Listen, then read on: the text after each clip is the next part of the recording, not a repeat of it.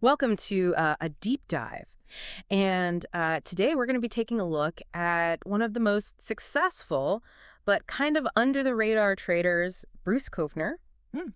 And we've got a really insightful interview with Kovner himself. And in it, he kind of shares his journey, his strategies, lessons he's learned over his career. Right. And what we're going to try to do is understand what makes a great trader, how they think, how they approach risk. Yeah, and I think you've picked a really fascinating subject here. I mean, most people wouldn't expect a political science professor to become, this trading titan. Right. Someone who even considered running for office. Yeah, you'd think that, his natural habitat would be a lecture hall at Harvard, not the trading floor. Exactly. But somewhere along the way, Kovner fell in love, as he puts it, with the yield curve. Ah, the yield curve. So the yield curve, you can think of it as a graph that shows the relationship between interest rates on bonds and how long it takes for those bonds to mature. So think of it this way.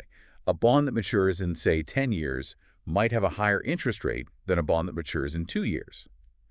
And Kovner saw an opportunity in the way these interest rates fluctuated, particularly in the then emerging market for interest rate futures. Okay. Yeah. So instead of analyzing political systems, he's dissecting these interest rate trends. That's quite a jump. It is. Did he use this understanding of the yield curve, though, in his early trades? Absolutely.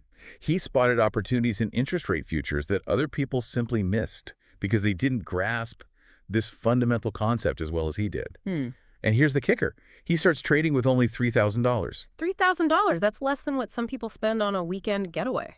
Right. It shows that you don't need a fortune to get started. But what's really interesting is how he grew that initial capital. He tells a story, this amazing story, about a soybean trade. And it's a classic example of what we call pyramiding. I've heard of pyramiding, but just remind me, what exactly does that involve? So essentially, you're adding to a winning position as the market moves in your favor. So imagine, you start small, and then as the price of soybeans, in this case, rises, you take some of your profits and reinvest them. So you increase your position, and if the market keeps going your way, your gains compound really quickly. And Kovner was so skilled at this that he turned that small initial stake into a substantial sum. Okay, so sounds like a recipe for striking it rich. Yeah. But I'm guessing there's a catch, a downside to this approach. Well, there's always a risk, especially when emotions come into play. And this is where Kovner's story takes a bit of a dramatic turn. Okay. So he's on a roll with his soybean trade, right? Yeah. Profits are piling up, and then, bam, the market turns against him. And this is where the so-called going bust trade comes in. Yeah. Exactly. And what's fascinating is that it wasn't even the financial loss itself that hit him hardest, even though he wiped out a significant chunk of his profits. Oh, wow. It was the realization that he was fallible. So he made an impulsive decision in the heat of the moment. He abandoned his strategy, his carefully crafted strategy. So even with all of his knowledge and preparation, he let emotions get the better of him. Yeah, imagine he's a Harvard professor. He's used to being, the smartest guy in the room, and suddenly the market delivers this harsh lesson in humility. And it was a turning point for Kovner. It forced him to confront his weaknesses and reevaluate his whole approach to risk management. It makes you wonder if someone like Kovner with, his intellect and discipline can fall prey to emotional trading. What hope is there for the rest of us? So Yep. what did he do after this? Did he throw in the towel? No, not at all.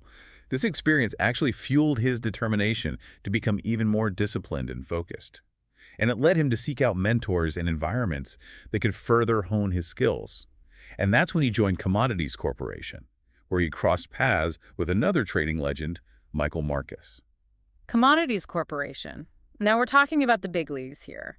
What impact did working with Marcus have on Kovner's development as a trader? Well, it was pivotal. It was a pivotal moment. Yeah. And one of the biggest lessons Kovner learned from Marcus was that achieving significant financial success in trading wasn't some impossible feat. It wasn't reserved for a select few. So Marcus believed that anyone with the right mindset and work ethic could make $1 million trading. Exactly. He emphasized the importance of discipline and putting in the hard work. Yeah. And it's a powerful message, isn't it? It kind of challenges this notion that trading success is solely about luck or some innate talent. Yeah, it does. It shifts the focus onto factors that are within our control. Our effort, our learning, our commitment to the process. Did Marcus impart any other wisdom that shaped Kovner's approach? Yeah, absolutely. Marcus instilled in him the importance of embracing mistakes as an inevitable part of the learning process. So it wasn't about being right all the time, but rather about learning from those inevitable missteps and using them to refine your strategy. So having a growth mindset even when facing losses? Exactly. It's interesting how these early experiences, especially the going bust trade and the mentorship of Michael Marcus, really seem to lay the foundation for Kovner's future success. They absolutely did. He learned some of the most valuable lessons, not from, textbooks or theories, but from real-world experience, from facing his own fallibility and learning from those who had already navigated the treacherous waters of the market. It makes you wonder, what did Kovner himself identify as the qualities that separate great traders from the average ones? Well, he was quite specific about that. He said the best traders are strong, independent thinkers, almost contrarian. They're not afraid to take positions that others shy away from. And they have this incredible discipline. They understand that managing risk and position size is just as crucial as having brilliant ideas. So it's not enough to just be smart or have a knack for spotting opportunity. Right. He even tells a story about a, brilliant trader at Commodities Corporation who had incredible insights, but always overtraded, Oh, wow. ultimately ending up with, nothing to show for his brilliance. Oh. Discipline and risk management, according to Kovner, were the key differentiators. It's a crucial reminder that even the brightest minds can be undone by a lack of discipline and, risk awareness. Right. So how did Kovner actually approach trading? Did he rely solely on gut instinct, or was there method to his madness? Well, he had a very defined approach, a philosophy that kind of blended fundamental analysis with technical analysis. He didn't see them as mutually exclusive, but rather as complementary tools. Interesting. So it wasn't a case of charts versus economic reports. He was using both. Yeah, exactly. So he compared technical analysis to a thermometer, right? It tells you the temperature of the market, Okay. indicates whether things are heating up or cooling down.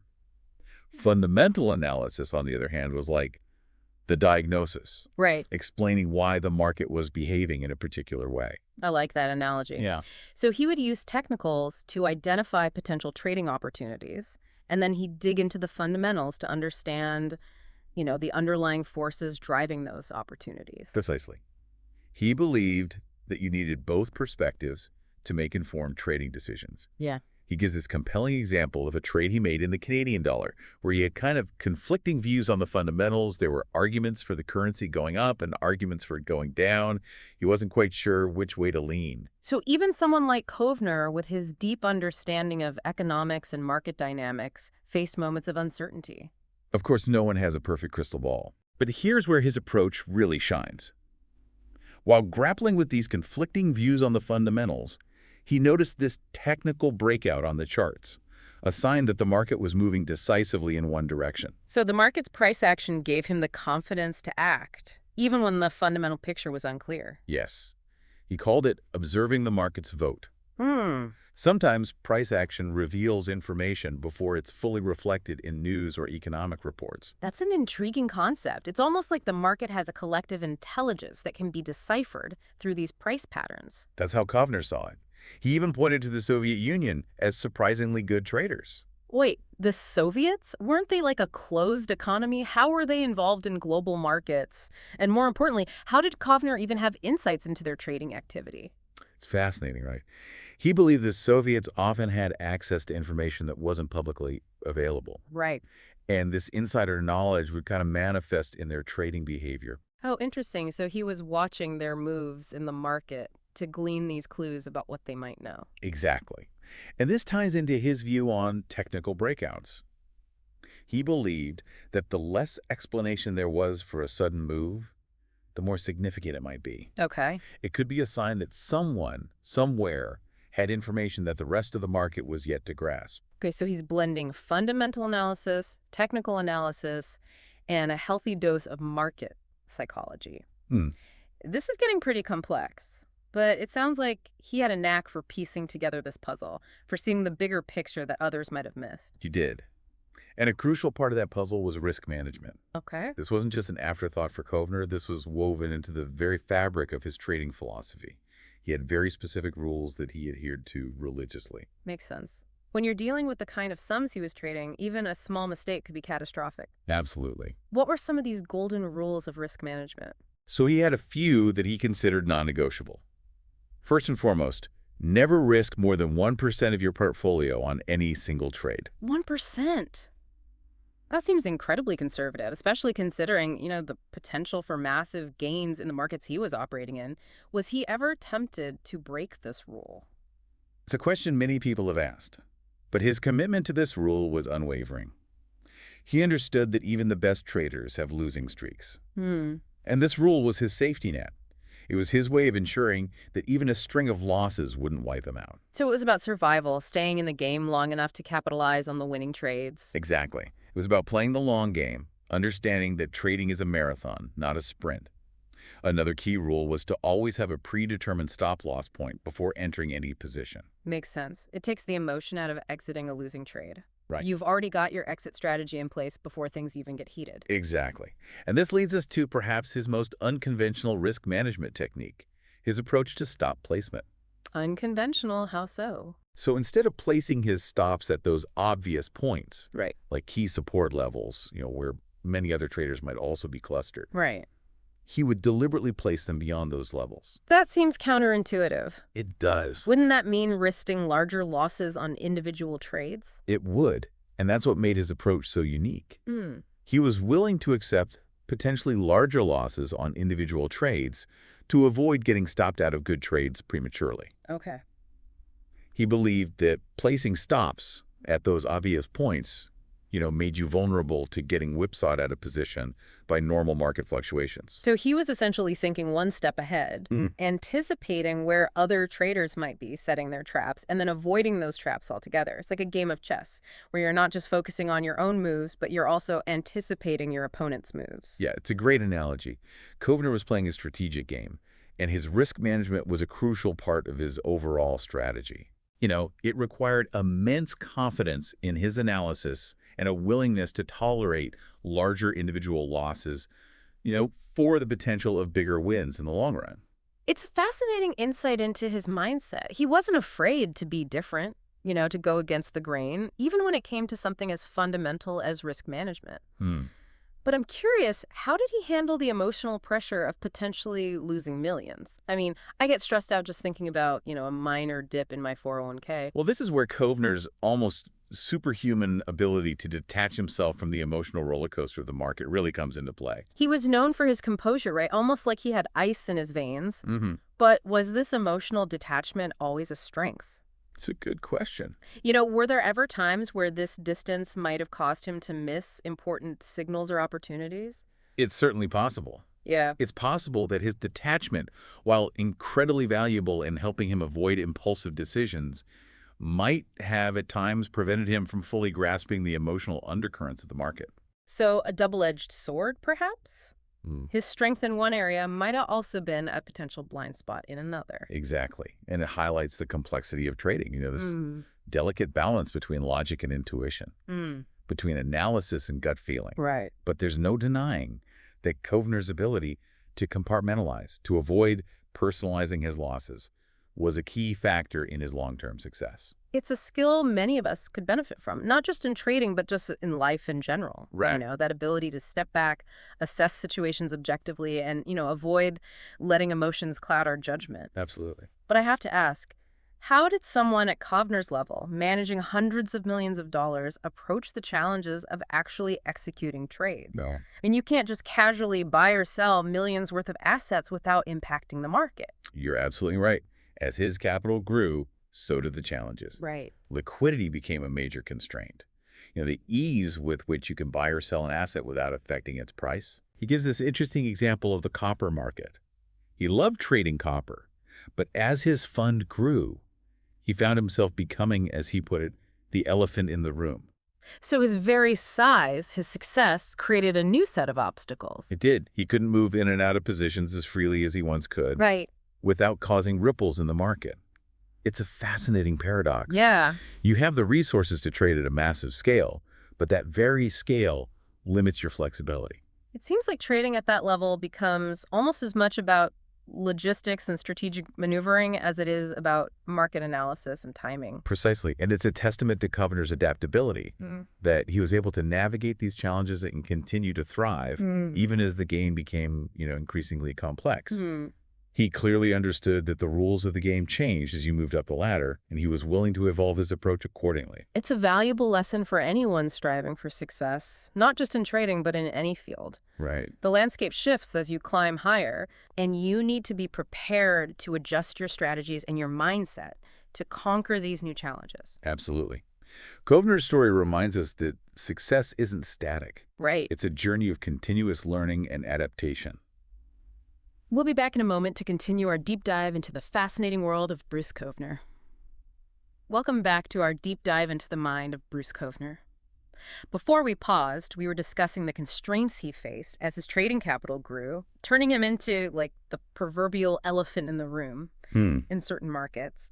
But I'm curious, despite these logistical hurdles, did he ever, seem to lose his passion for the game itself? Not one bit. Really? In fact, he often talked about the market as this giant, intricate puzzle, Yeah. a constant source of intellectual stimulation. It wasn't just about making money for him. Right. It was about unraveling this complex system, understanding the forces driving its movement. So even after decades of trading, after achieving a level of success most people can only dream of, he was still captivated by the challenge. Absolutely. He was driven by this, insatiable curiosity, a desire to understand not just the what of market movements, but the why behind them. Right. He wanted to know what motivated people, governments, institutions to make the decisions that ultimately shaped, global markets. He mentions the finance minister of New Zealand in the interview. Right. I was a little perplexed by that reference. What was the significance of that anecdote? Well, it perfectly illustrates Kovner's worldview. He wasn't interested in, rubbing shoulders with the elite or jetting off to these exotic locales. Right. He was interested in understanding the motivations and pressures that influence these decision makers around the world. Even the finance minister of a relatively small country like New Zealand played a role in the grand tapestry of the global market, and Kovner wanted to understand that role. So it's about connecting the dots. Yeah. Seeing the interconnectedness of global events. Right. And how those events ripple through the market. Exactly. He wasn't just looking at charts or economic data. Right. He was trying to decipher the human element, the psychological forces at play. It sounds like he approached trading almost like an anthropologist studying this complex social system. That's a great way to put it. He was constantly observing, analyzing, trying to understand the motivations and behaviors that drove the collective actions of market participants. This makes me wonder, did Kovner see trading primarily as a science driven by data and analysis, or was there an element of art to it as well? Well, he definitely believed in the importance of, rigorous analysis, building this deep understanding of market dynamics. But he also recognized that trading wasn't purely a quantitative exercise. Right. There was this subjective element, the need to interpret data, to read between the lines, and sometimes make judgment calls based on, incomplete information. So a blend of logic and intuition. Precisely.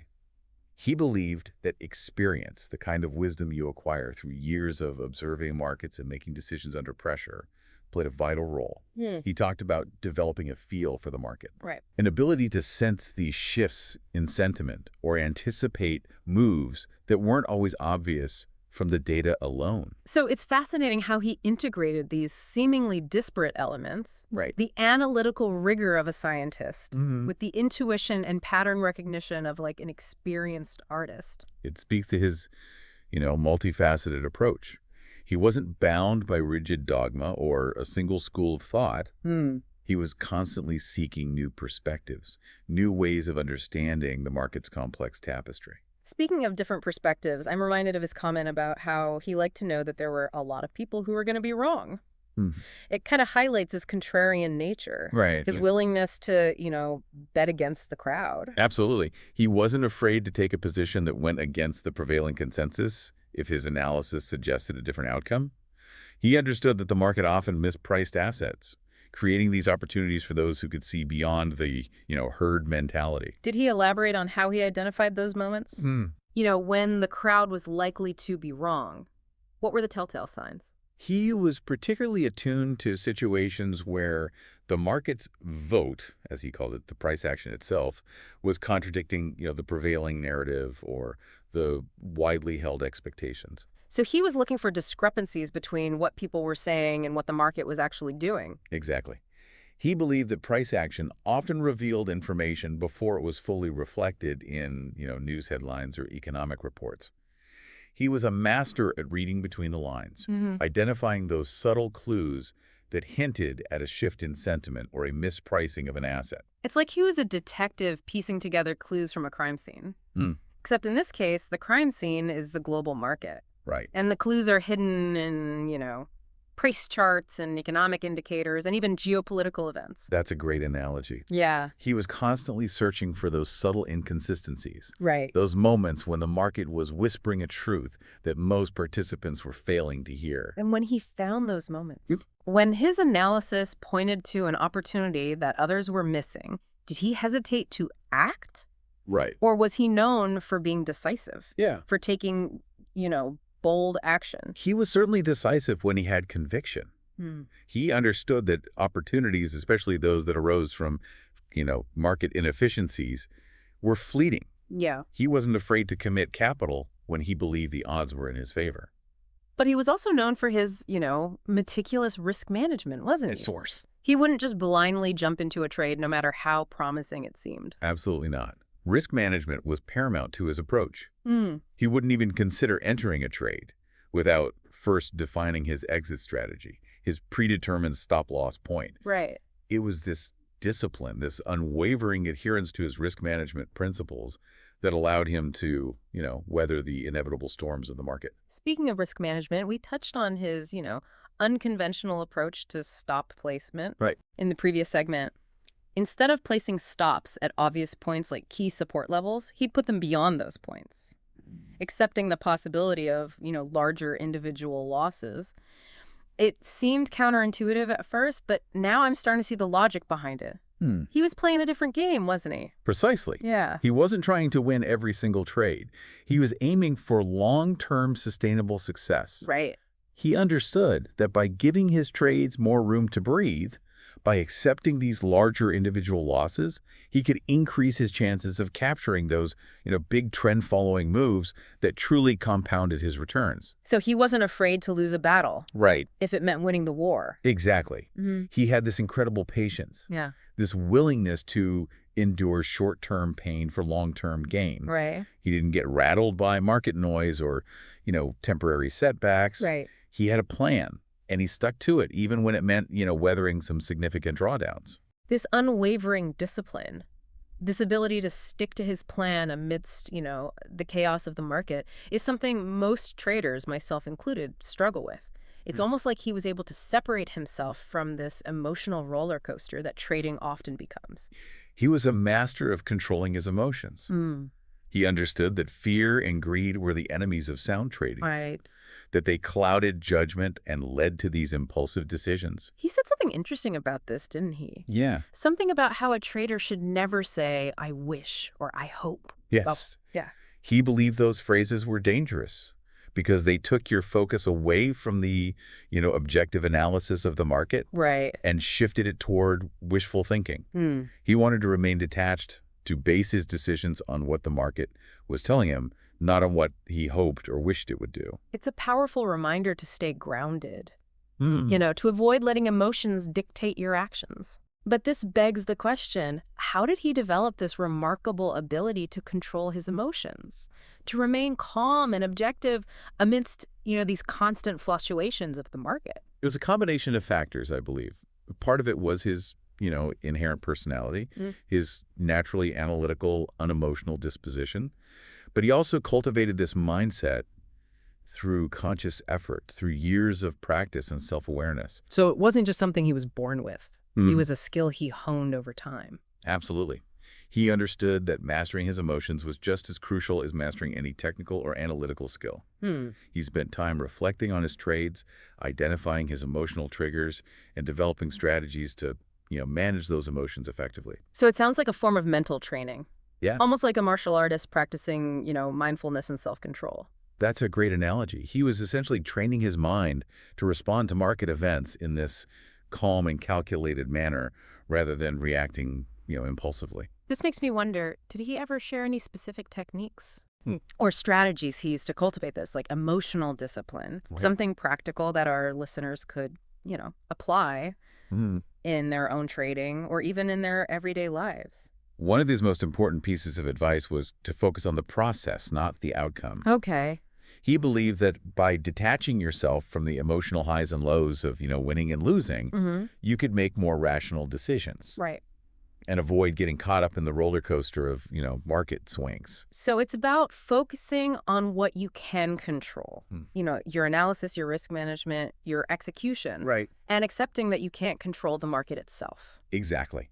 It's about shifting your focus from hoping for a specific outcome to simply making the best possible decisions based on, the information available to you at the time. It's a subtle but profound shift in perspective. Yeah. Instead of being driven by the desire to win or the fear of losing, you're driven by the pursuit of excellence in your process. Precisely. And this focus on process, on continuous improvement, was a hallmark of Kovner's approach. He wasn't content to rest on his laurels. He was constantly seeking ways to, refine his strategies, Right. to learn from his mistakes, and to adapt to the ever-changing dynamics of the market. It's inspiring, really. Yeah. Even at the pinnacle of his success, he never stopped learning, never stopped pushing himself to improve. It speaks to his humility, his understanding that no matter how much you know, there's always more to learn. Right. And it's a valuable lesson for anyone in any field. Mm. The moment you think you've arrived, Mm. the moment you stop learning and growing, is the moment you start to decline. We'll be back shortly to wrap up our deep dive into the fascinating world of Bruce Kovner. Welcome back to our deep dive into the world of Bruce Kovner. Before the break, we were talking about Kovner's constant pursuit of improvement, even at the peak of his trading success. Yeah, this focus on process and continuous learning seems to be a recurring theme. It really was, like, at the core of his approach. We've explored his risk management strategies, his, unique trading philosophy, his almost like Zen-like approach to controlling emotions.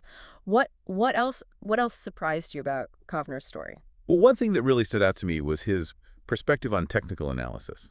Yeah, he did seem to hold a nuanced view, didn't he? I mean, he understood the importance of fundamentals, grasping the economic and political forces shaping the market, but he also saw value in technical analysis. Yeah.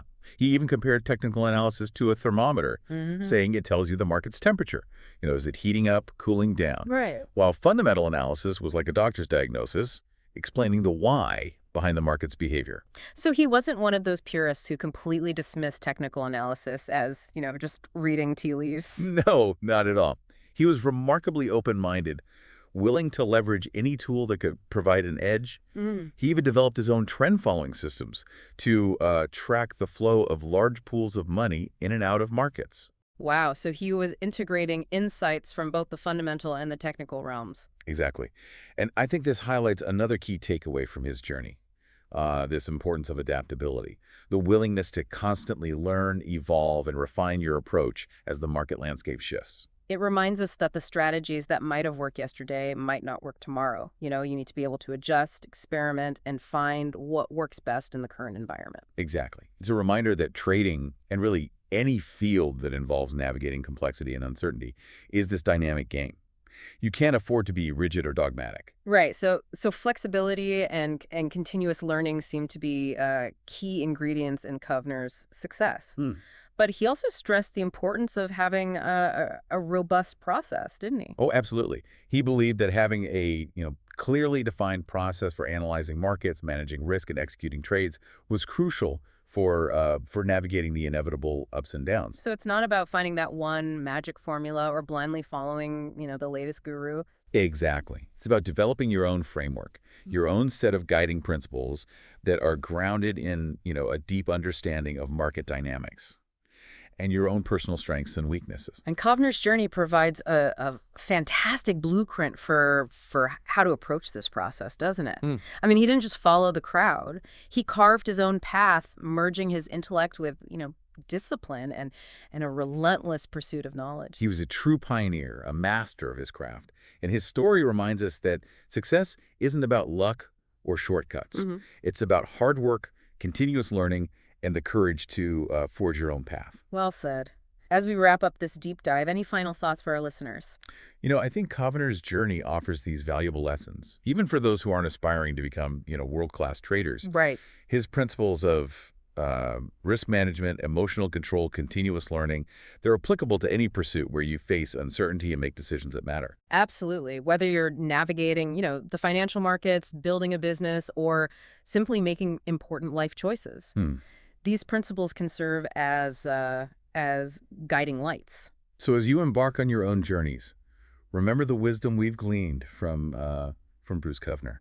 Stay disciplined, stay objective, and never stop learning. That's a perfect note to end on. Until next time, keep exploring, keep pushing the boundaries of your understanding, and remember, the pursuit of knowledge is a lifelong adventure. And who knows, maybe one day you'll be sharing your own story of success, Yeah. inspired by the lessons learned from one of the trading greats. That's all for today's deep dive. See you next time.